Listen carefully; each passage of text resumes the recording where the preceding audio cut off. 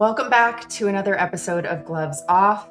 I'm Tara McGowan. I'm the founder and publisher of Courier, a network of independent newsrooms across this country. We started this show because we wanted to talk to the folks who are actually walking the talk on what it means to fight and to lead in this really unprecedented moment for our country right now. And in this episode, this is going to be part 2 of our conversations with folks that are really leading the fight against ICE and against DHS and the Trump administration from on the ground in the Twin Cities and Minnesota. Last week, if you didn't catch it, we spoke to Minnesota Attorney General Keith Ellison and Arushini Ajay, who is the executive director of the Sunrise Movement, who has been really active on the ground in the Twin Cities, organizing against the hotels and rental car agencies and restaurants that ICE depends on to be able to eat, sleep, and get around.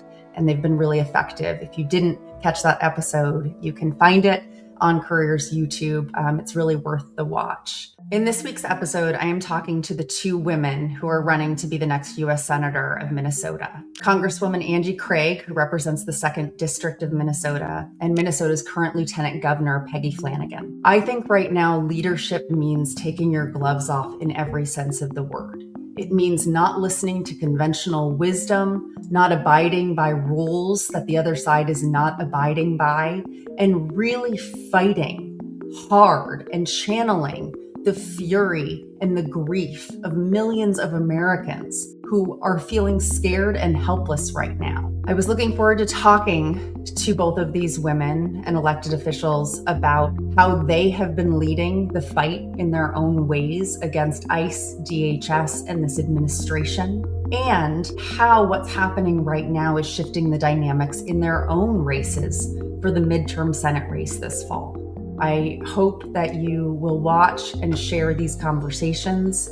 Let us know your feedback in the comments, and please hit subscribe on YouTube so you can know when our next conversations drop. Thank you for joining us. This is Gloves Off. I am really excited and honored to be joined by Minnesota's Lieutenant Governor and the candidate running for the U.S. Senate seat in Minnesota, Peggy Flanagan. Lieutenant Governor, thank you so much for joining Gloves Off amidst everything you are going through in your state right now. Thanks so much for having me. I appreciate this opportunity to speak with you.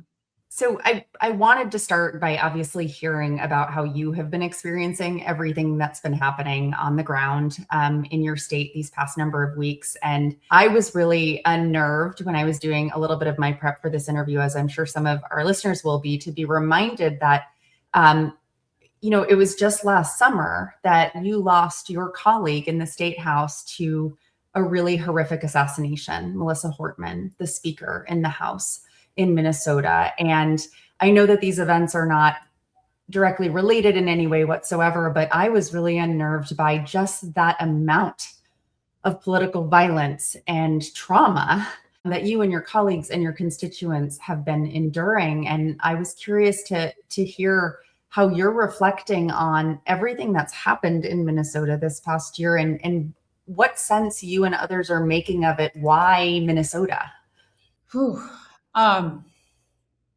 We've really been through it, and losing Melissa Hortman and Mark and the assassination attempt on Senator Hoffman and his wife and daughter. It was incredibly jarring, and there was a whole list of folks, right, who were potential targets for this guy. I was also on that list. And, it is this new reality for so many of us. And additionally, the shooting that happened at Annunciation Catholic School this summer, and now this. It is trauma after trauma after trauma. And so I think we're all just holding it as best we can.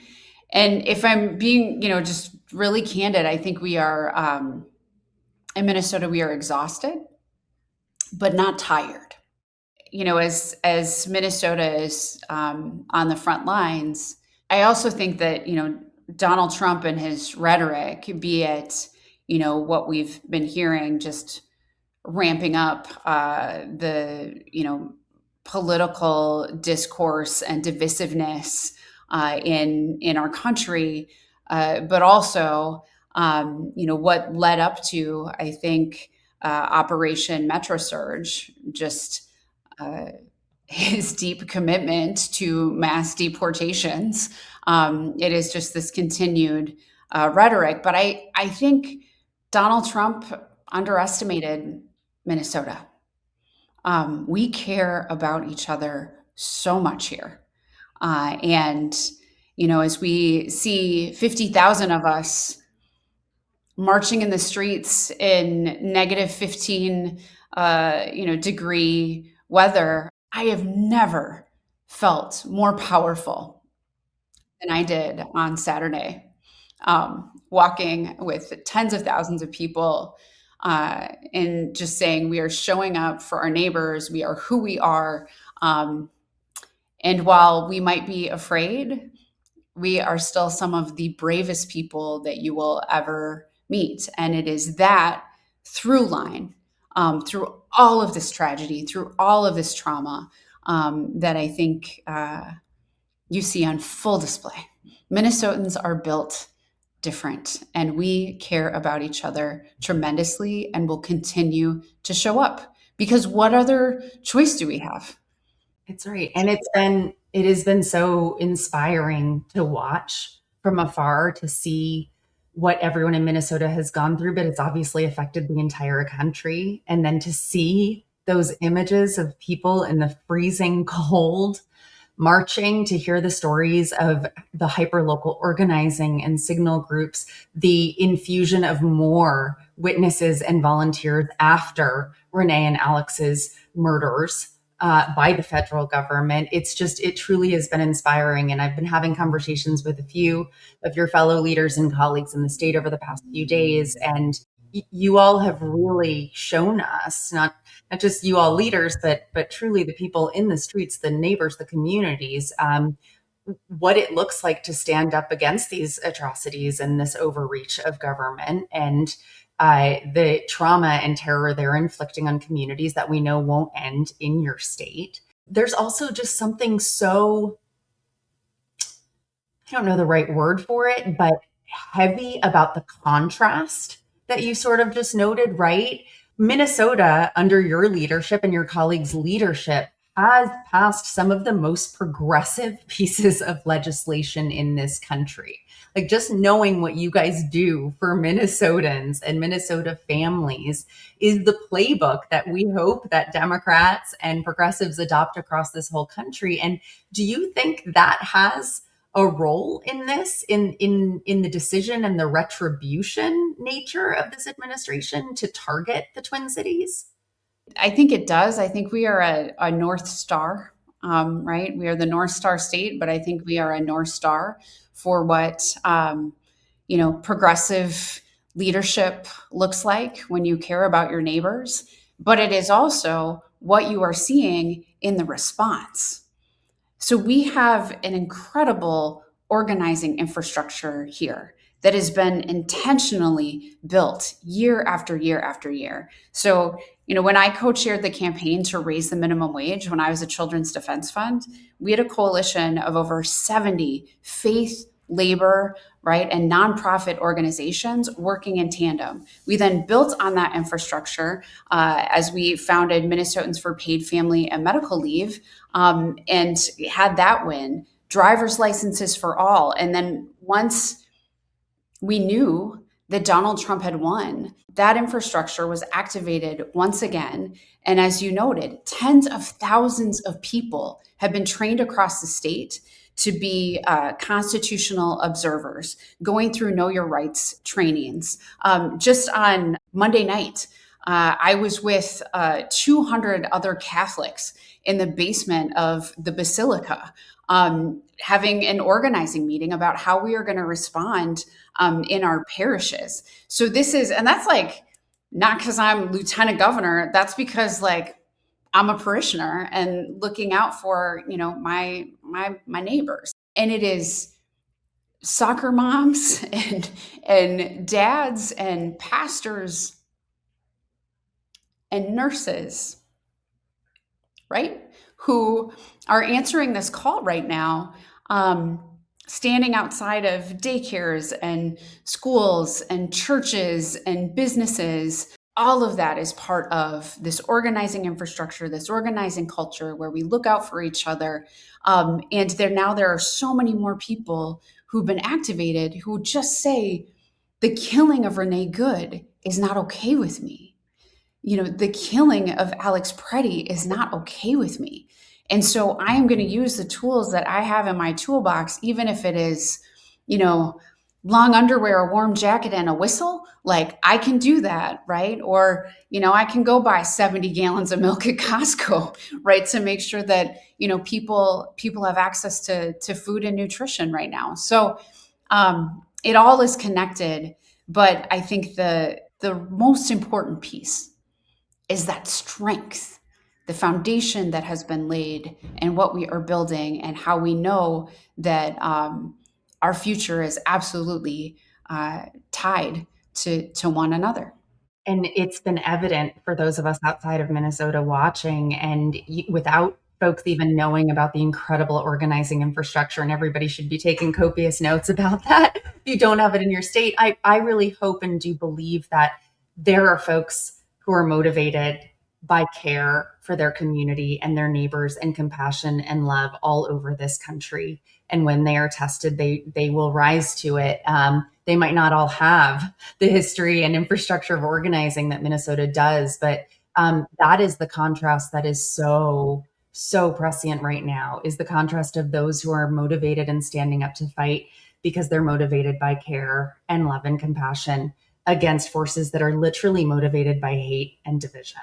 That's right. We just watched this entire epic play out within your state that we know is playing out all across this country. I hate to pivot to politics, but you are running for the U.S. Senate seat in Minnesota as all of this is happening. That race is this fall. You have a primary first, a Democratic primary, but you have been endorsed by senators like Elizabeth Warren and Bernie Sanders and Ed Markey, Chris Murphy, and others. You also have enjoyed a really, really strong margin, leading in the polls right now in the primary. And immigration was a topic before this operation by ICE in Minnesota, a big conversation topic, not just in Minnesota, but across the country. But I would say before what we've all witnessed and you've experienced directly in your state, affordability is also a really big conversation, and what you've accomplished as lieutenant governor and part of the administration in the state is remarkable. What do you think all of the events of the past month, how do you think those have changed the conversation and the dynamics in your race, if at all? And I know we're talking in the middle of it, so it's very hard to zoom out, but I'm curious how you think they might change.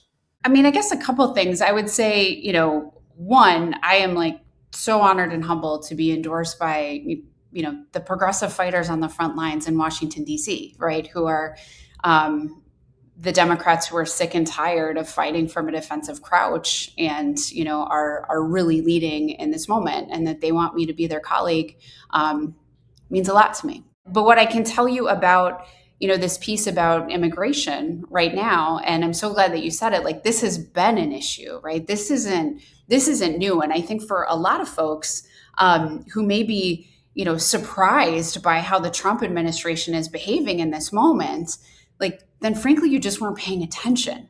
Because all throughout 2024, at every rally, at the Republican National Convention, right, there were bright red signs, all caps, exclamation point, that said mass deportations now, right? It was not in the fine print. They made it clear. And if you were going to deport millions of people, you would have to do so in a way that was outrageous, right, and aggressive, which is what we see happening clearly. And in this primary, there's a pretty clear choice. In Minnesota, we had leaders Amy Klobuchar, Tina Smith, Kelly Morrison, Ilhan Omar, Betty McCollum, who all voted no to the Laken Riley Act, which was the first piece of legislation that came out of the second Trump administration. And what the Laken Riley Act does is strips immigrants of due process and allows for indefinite detention of individuals. And I say individuals because that is both adults and children. And my primary opponent, Angie Craig, was the only Democrat in Minnesota to vote in favor of that. So I had a problem with that vote then, and I still have a problem with it. And when ICE was in the streets in June of last year in Los Angeles, she voted to praise ICE along with 74 other Democrats as people were literally being scooped up from elementary school graduations. And so I am grateful that she is now calling for Kristi Noem to be impeached. Me too. And I, am grateful that she is horrified by what she sees. But the folks on the ground, the people who are connected to immigrant communities, knew what was coming. And so we should have leaders who are voting humanity first and politics second all of the time. And so that is what, this race is about. We have seen very clearly that support for ICE in this way and voting along with Donald Trump is a clear point of contrast between myself and my opponent. And I would say when it comes to issues of affordability, as we're doing our 44 stops across the state of Minnesota leading up to precinct caucuses, that comes up all the time. It is absolutely ICE in this response. They're not just in the Twin Cities. They are across Minnesota and in greater Minnesota and rural communities. But then the next thing that comes up is the high cost of living.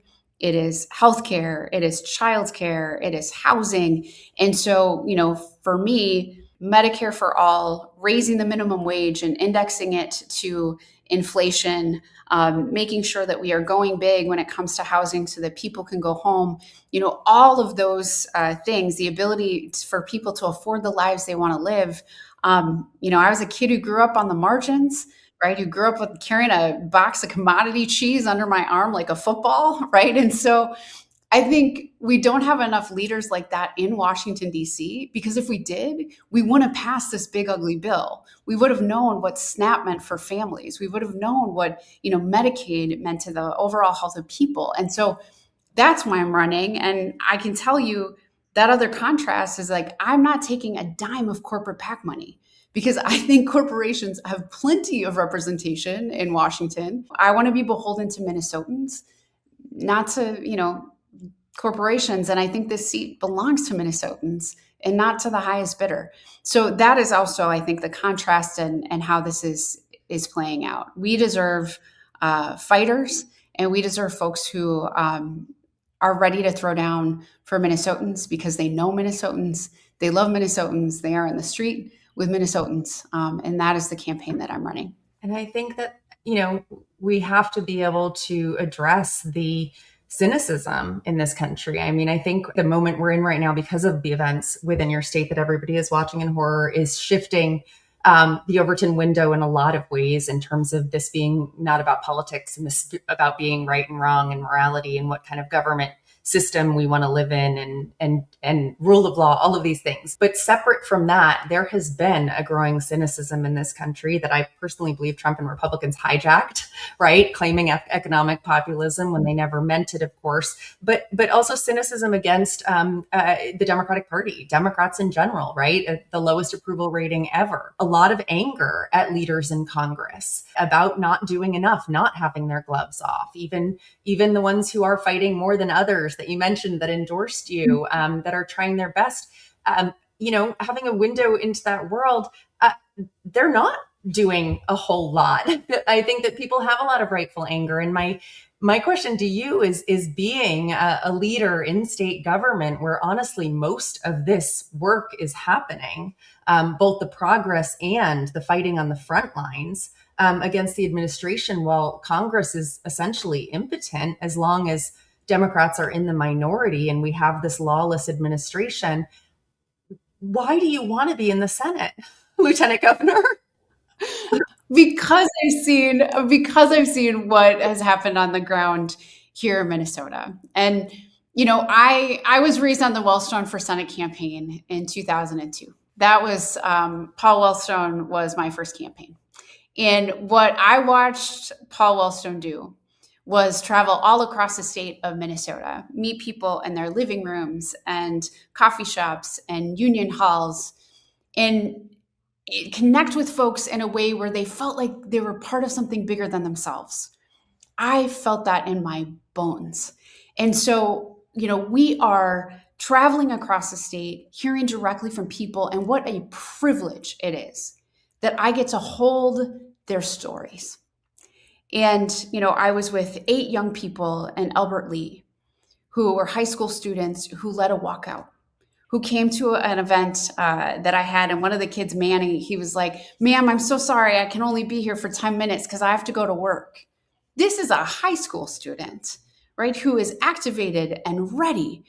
And here's what brings me hope and why I want to go to Washington is that there are folks who are showing up at our events who are like, "I don't identify with any political party," or I used to be part of the Democratic Party, but I left," or folks who are just straight up, "I am a Republican, but you're a tough cookie," right? And so I think people understand that it is like literally all of us versus extremist billionaires in this moment. And like, I'm betting on us, and so are they. Because when I get to Washington, D.C., I know I'm not going alone.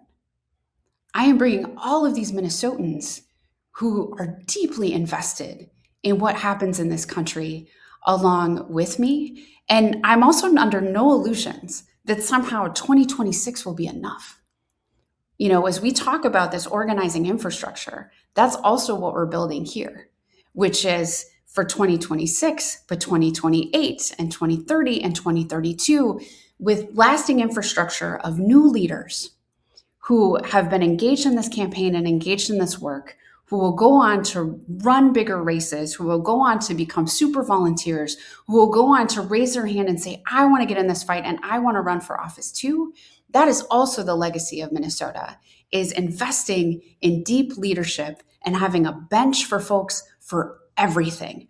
And so that is what I am excited to bring to Washington, D.C. As an organizer, I will have 99 cups of coffee, right, with my colleagues, and, know that my job is also to build relationships across lines of difference. And as a light-skinned Native woman named Peggy Flanagan, I have been building bridges my entire life. And so that is the opportunity that's ahead of us. But people want more, and I'm excited to deliver that for them. Yeah.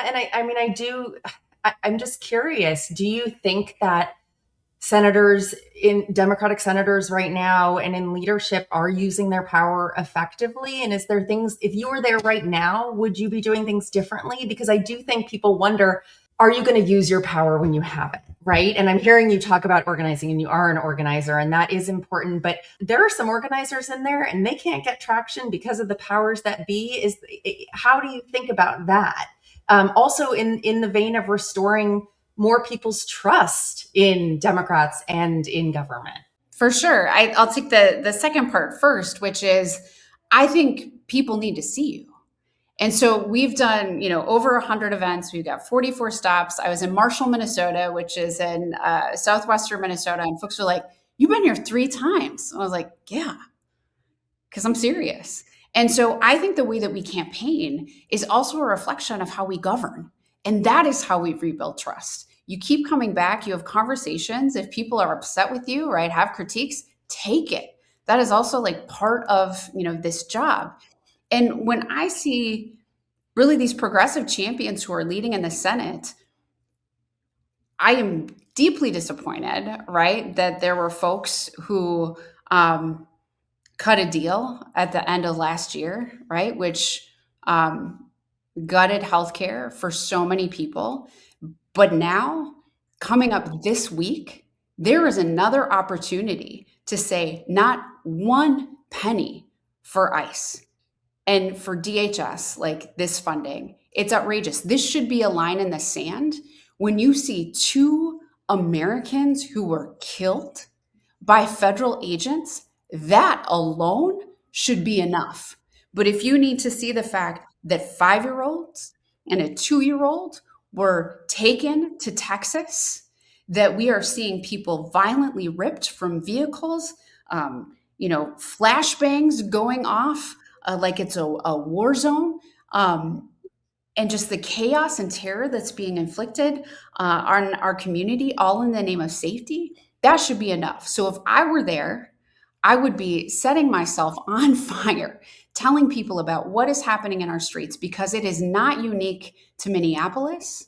It is not unique in Minnesota. What is happening in our streets will come to your town. And it is about authoritarianism. It is about where we are going in this country. And to be clear, the letter that Pam Bondi sent to Minnesota, the ransom note? Yeah, the ransom note, the extortion, right, of trying to secure our voter rolls and saying ICE will leave if you hand over our voter rolls. That's also, you are telling on yourself, lady, that this is what this is actually about. So if there is a line in the sand, it is right here. And I would be pushing folks to vote no. And frankly, that is also what I am using my platform for, and the relationships that we have with folks all across the country, asking them to call both of their senators and their member of Congress to say not one more penny for ICE. Well, and I really do think a lot of people, especially primary voters, are looking for someone who's not going to fall into line with the old way of doing things, because it does feel like a lot of our senators do live in a bubble, not experiencing what you're experiencing on the ground there. So that is heartening to hear. Given the theme of the show, why we're doing Gloves Off, I want to know what gives you courage, what makes you brave and keep going, especially considering how much you and everyone in your state has been going through. So what gives me courage is Minnesotans. And what I see happening literally every day. Moms and dads outside of schools and daycares, delivering groceries to 260 families, right, in our church.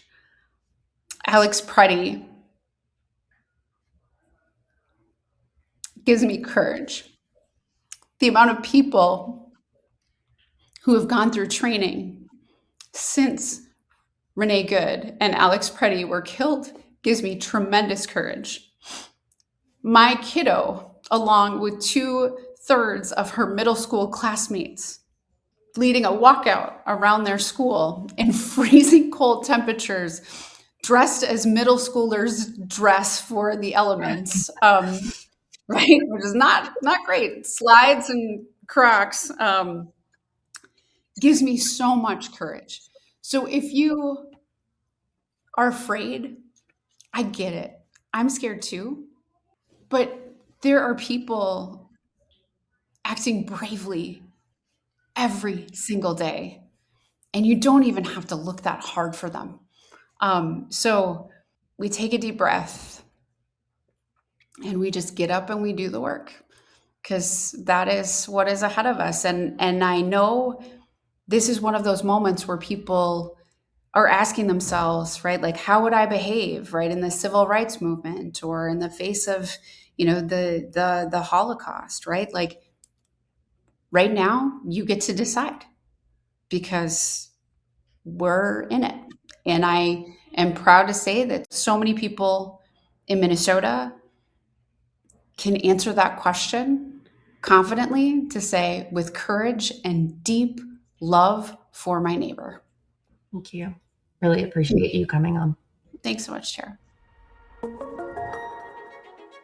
We're only 1 year into this new Trump administration, and it's getting harder and harder to read the news and every day see new threats against our First Amendment freedoms. Now is the time for us to look towards the helpers, folks who are strategically fighting to protect and preserve our constitutional freedoms every single day. One of those groups is Americans United for Separation of Church and State. Their mission is to protect everyone's right to live as they are and believe as they choose, so long as they don't harm others. AU is fighting back against this new wave of Christian nationalist threats happening all across this country. They filed 11 lawsuits last year alone, many against the Trump administration directly, all to protect our individual freedom of and from religion.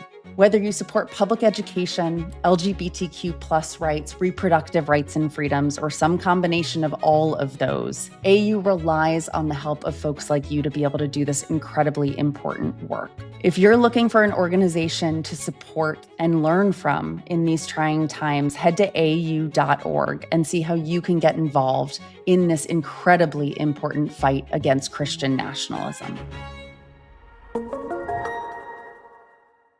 Congresswoman, thank you so much for joining Gloves Off. You represent Minnesota's 2nd Congressional District, which is a really competitive battleground district that represents some of the suburbs and rural areas around the Twin Cities. So you have been obviously at ground zero of the fight against DHS and ICE, and you personally have been one of the loudest and strongest fighters that we've seen representing your constituents and fighting back against what's happening, sometimes quite literally in the House chamber. I know a few weeks ago, there was video of you on the floor of the House in a really heated exchange with your colleague from Minnesota, the Republican Majority Whip, Tom Emmer. I'd love to start by hearing what actually was happening in that moment. And I think, it really resonated with folks simply because you were expressing a lot of anger and rage that I think a lot of people are feeling, even though we couldn't hear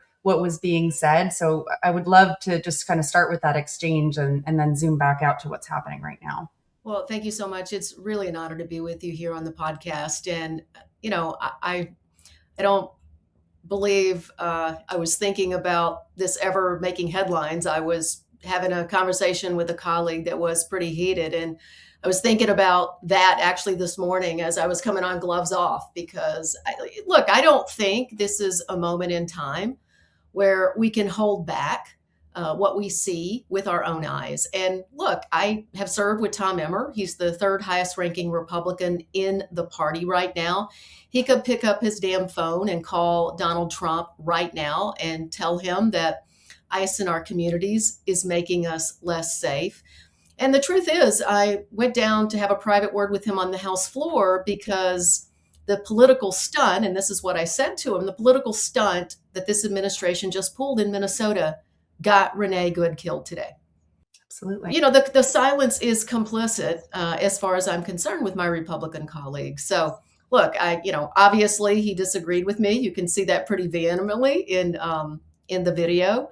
But I'm not going to back down. I mean, this is the moment where, as you described, I represent a swing district in Minnesota. It's 1/3 Democrats, 1/3 Republicans, and 1/3 of my voters don't like Democrats or Republicans. But what they do like is somebody who's going to tell the truth, meet the moment. And candidly, what they're seeing right now, the tactics of ICE on the streets of Minnesota, they are incredibly concerned with. And I think that tells you everything we need to know about how this is going for the Trump administration at this point. That's exactly right. And I do think that at this stage where we are in this country now, after 2 murders of American citizens, literally exercising their constitutional right to peaceful protest in your state, that everything is shifting in terms of people's awareness, where this isn't about politics. It's actually really about moral clarity and right and wrong and government overreach in a lot of ways. And I'm just curious, and I don't want to belabor the point of that conversation on the floor. I know it made some news, but I think something that's so hard for so many of us, and I'm sure you yourself included, to understand is where is the consciousness? And do you see it shifting on the other side, where they can't hide behind their talking points about immigration or crime anymore, when that kind of ruse is up at this stage? Yeah, the ruse is gone. You're exactly right. I mean, that confrontation on the House floor, what really set Tom Emmer off is I said to him, "You're not the man that I came here with 8 years ago." And I think that struck a nerve, because these folks on the other side of the aisle, they know that. They know it within themselves. They don't like looking themselves in the mirror right now, but they're all too far in at this point with MAGA and with Trump to get themselves out. For those who even want out, they're just simply retiring, because if they're, the ones that remain, if they're not afraid of a primary, then they're afraid of the potential safety and security concerns for their families. And you're exactly right. When Alex Preddy was murdered on Saturday morning, I got the call from my staff. My wife and I were together.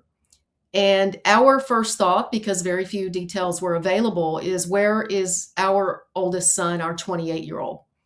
Because he's been on the streets with his phone acting as a constitutional observer. And he's been on the streets here in Minnesota, standing with our neighbors, as so many of Minnesotans have done. 50,000 in minus 30 degrees on Friday protested and marched. So we started Saturday morning frantically looking for our own son. And immediately, when I started to see the videos of Alex trying to be a helper and being shoved down by the ICE agent, of course, who escalated the situation on Saturday and then executed with a phone in his hand. Our son has a permit to carry, and that's one of the reasons why we reacted so quickly, is because, we thought to ourselves, of course, our son would be a helper. And so my thoughts, my prayers, every single day since Saturday, I've awakened thinking about Alex Preddy and his parents, Michael and Susan, who have asked us as leaders in Minnesota to lift up their son. And that's what I intend to continue to do. But it's just been such a devastating weekend and into the week. And we just need ICE to leave Minnesota. That's what we want, what we need right now. And we need the administration. It's great that Bovino has been removed or is being removed from Minnesota, but Kristi Noem is accountable, and we need to hold her accountable as a country. And that's where I was going to go next, is that you, along with your colleague, Representative Robin Lake from Illinois, were the first to introduce articles of impeachment for Kristi Noem after the surge of ICE into Minnesota. Tell us a little bit about what made you decide to do it. I was surprised it hadn't really been done. I also think, that was a few weeks ago now. It's that the calls for her impeachment or her firing are getting much louder, as they should be. Do you think that there is real traction? Do you think that it's possible to get Noem out?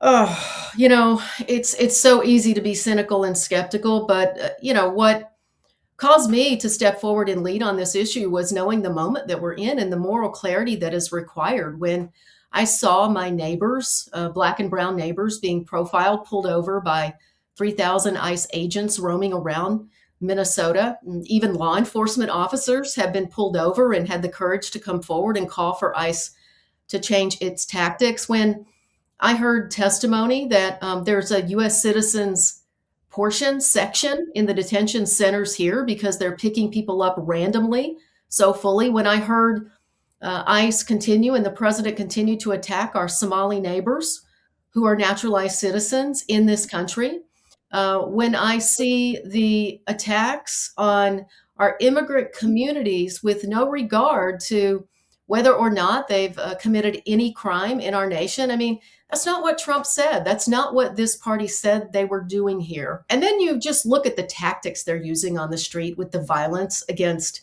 constitutional observers.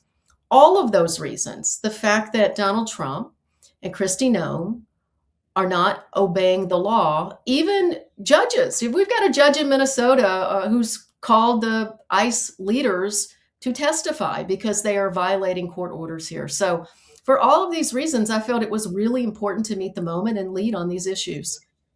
Absolutely. And immigration has always been, and I fear will always be, an incredibly complicated, complex issue in this country, in every country. It is. It is also an issue that Democrats have routinely failed to find an offensive strength on. Poll after poll, I do believe that's changing right now. I think everything is changing right now with ICE and the overreach of this government, because it doesn't feel so much about immigration anymore. But voters have consistently trusted Republicans more on this issue. And, we talked about how you're from a swing district. I know that you took what I imagine was a hard vote on an immigration measure last year. And that measure, a lot of folks have called out and said that led to the chipping away of due process or other things that we're now seeing. Obviously, it didn't mandate that into law by any means. But I'm curious, as you have been experiencing this moment at the front lines, has anything about your perspective on the issue writ large and what it takes to solve it, which I know we both agree is not what's happening now, but has that evolved experiencing this firsthand? Or I would love to hear your thoughts on just kind of where you stand on that larger issue that we know will be a very big issue in the conversation for the midterms. And you are running for the U.S. Senate seat in Minnesota. Yeah, I have always been someone who believed that our immigration system is broken. It takes way too long to process administratively asylum seekers and other legal seekers of methods to come into this country. And so that creates a situation where people go outside the system when the system doesn't work. And so I've always been someone who says, look, we don't have to choose. As Democrats, around protecting the nation's border, making sure that we know the people who are coming into our country are processed appropriately, and also being a nation of immigrants that needs to move toward a path to being here legally for many of the undocumented immigrants who are here in our country today. We should not have to choose. And the bill that is being discussed by my primary opponent has nothing to do with what's happening on the ground here in our country. Trump and Kristi Noem are lawless. That bill was about the ability to detain undocumented immigrants who commit crimes, including violent crimes. And it certainly does not take away due process. And in fact, the irony of it all is that bill is now that law is now being used to release undocumented individuals who've committed no crimes whatsoever. So I think as Democrats, we got to realize that, of course, Minnesotans and Americans want a safe and secure border. Of course, they want folks who commit violent crimes removed from our communities. We have to be able to say that we're for that. And we also have to say what's happening in Minnesota is beyond the pale. It's creating chaos and making our communities less safe. And I think if we want to be trusted on these issues of leading on immigration, of being the party that can finally pass comprehensive immigration reform in our country, then we have to be for all of that. Yeah. And it's so difficult to even have policy conversations or debates right now when we have a lawless administration, right? It's very disorienting. Because we need to be forward looking, and like you're running for Senate, so you're going to be having these conversations about solutions, and yet we're in a moment where it's like, can we have a functional government and democracy and rule of law? And I want to say, it's really important to recognize the moment that we are in. Right now, we have a wannabe authoritarian government, a police state on the streets of Minnesota, and so. Two of my colleagues from Congress and we stood in front of a federal detention center 3 Saturdays ago with probably 50 ICE agents pointing semi-automatic weapons and pepper balls at us. And then Kristi Noem put out a press release lying about what we were doing there. So it's important to know what moment you're in. And I know what moment I'm in right now, and it's a gloves off moment. I don't need gloves anyway. I've been fighting this administration since I first came to Congress. I was the first swing district Democrat to call for Trump's impeachment the first time around. I'm just going to tell my constituents and Minnesotans the truth, and we'll let the politics play out how they play out. That's great. And in the last few minutes, because you are running for Senate, I want to talk about the Senate right now. And, Democrats are still underwater. I personally very much believe that the midterms will be a tsunami as a referendum for Trump if there are free and fair elections, which I do think is a very important question, because we know how they act when they're in a defensive posture, and they know how bad things are right now, the Republicans, in terms of their support. There is also just sort of a feeling that folks in Congress, in the Senate, aren't doing enough. It's hard sometimes to imagine what they can do when they're in the minority. And I'm just curious for your take. Do you think that Democrats in the Senate are using all of the power they have effectively? Is there something you would be doing differently if you're elected this fall?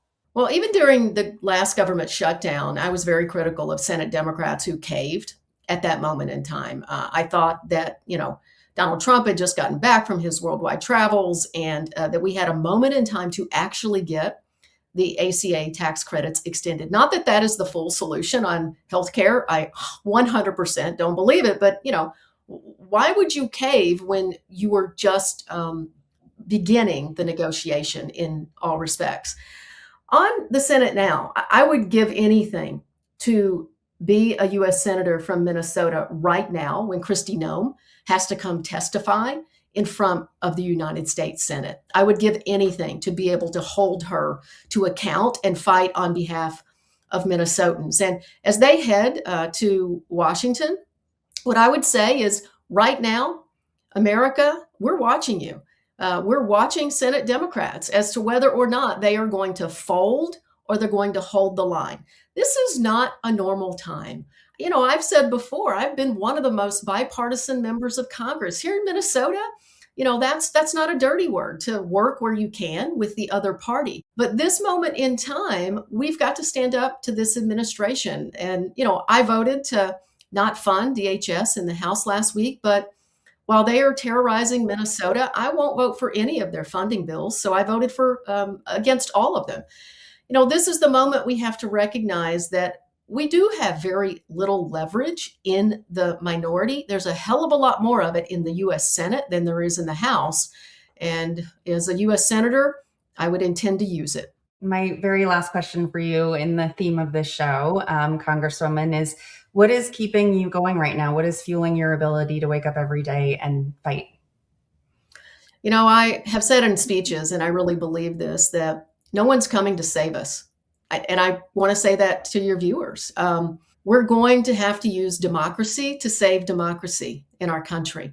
What gives me hope is the thousands of people who've never been involved, hundreds of thousands in politics before, getting off the sidelines and getting involved. What gives me a lot of motivation personally is that we are literally living through the fight that will determine whether or not, you know, my 4-year-old grandson has a democracy when he grows up. We are literally living through that fight right now. And so if that isn't motivating enough for the next generation, I don't know that there's anything that could motivate me more.